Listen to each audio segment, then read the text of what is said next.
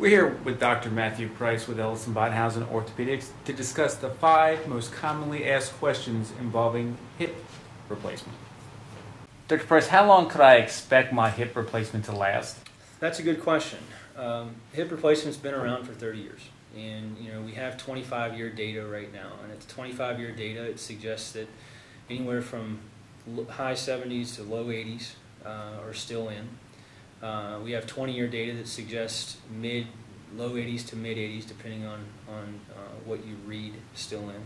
At 15-year, we have data that suggests that anywhere between high 80s to low 90 percentile are still in.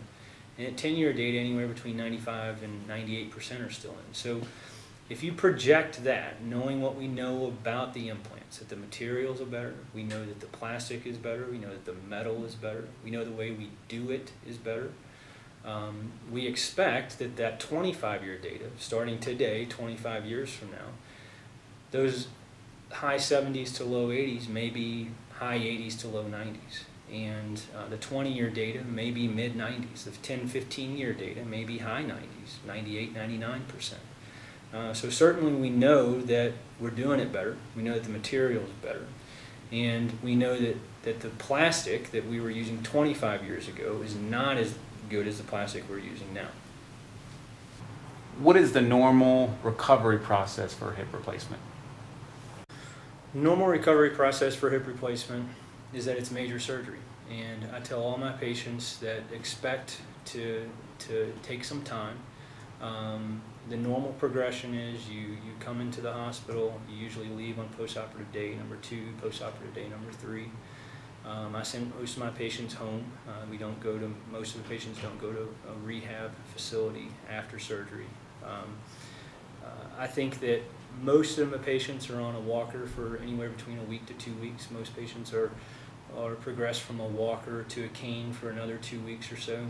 And usually by the time I see them between the 4 and 6 week point after surgery, most patients are walking in without any assisted devices. Now, everyone's a little bit different. It depends on the severity of the arthritis before surgery. It depends on what your muscle function was before surgery. And certainly we work with the therapist closely to see how you're progressing. Some people are going to go a little bit faster. Some people are going to go a little bit slower. But I'd say in general, the majority of people are back to doing pretty much what they want to do between 4 and 6 weeks, and certainly able to go back. Most patients say, when can I go back to work? And I usually say between 4 and 8 weeks is usually about the time frame when patients are ready to go back to work. Dr. Price, what could I expect when I go into the hospital for hip replacement surgery? After you have surgery, you're admitted that day. You go to the floor. Once you get to the floor, there's going to be a whole host of people that come and look in on you. People in my group, a lot of them admit to a hospitalist service, meaning that I kind of get to focus on the hip while the hospitalist kind of gets to focus on the rest of the systems. You have 2 sets of doctors looking in on you, an internal medicine doctor and an orthopedic surgeon. And we kind of make sure that everything after surgery is going smoothly. You also have physical therapists that come in. Physical therapy usually visits with you on the first day of surgery, usually gets you up, kind of let you sit on the side of the bed once the anesthesia is kind of worn off after the morning surgery. Physical therapy then will get you up day 1 after surgery. You walk the first day after surgery, putting all your weight on it. Physical therapy will walk you twice that day. Usually on postoperative day 2, therapy is starting to get you in and out of a chair, teaching you how to get in and out of a shower, in and out of the bathroom, going up and down stairs, getting in and out of a car. Those are the first 48 hours after surgery with therapy. And then certainly if we need to bring in occupational therapists, we'll bring in an occupational therapist. And like I said before, most patients are usually home by day 2 or day 3 after hip surgery. Most patients usually go home after hip surgery. And certainly we know that there are certain extenuating circumstances that cause patients to have to go to a rehab facility, and that's always in play also if that's needed after. Dr. Price, what are the risks associated with undergoing hip replacement surgery? Well, certainly anytime you have surgery, there's risk. There's risk of heart problems, and we try to minimize the risk of heart problems by sending you to a primary care doctor before surgery. Make sure that your heart looks okay, make sure your heart function is appropriate. We get an EKG and make sure that all your rhythm looks okay. And certainly if there's any problems before surgery, we'd like to know them, and so we get clearance before surgery. We also worry about lung problems, and usually the anesthesiologist is the one that makes sure that your lungs are functioning appropriately. And if you do have a history of lung disease before surgery, certainly we'll make sure that your pulmonologist comes alongside us and make sure that everything from a lung perspective is going okay. There's also a risk of infection. That's probably one of our scariest risks, and we do know that most of the infections come from bugs that are on your skin already. So we do things to minimize that by scrubbing your skin first and cleaning it with alcohol, and then painting it with a certain disinfectant before surgery. We use sterile technique, obviously, in the operating room.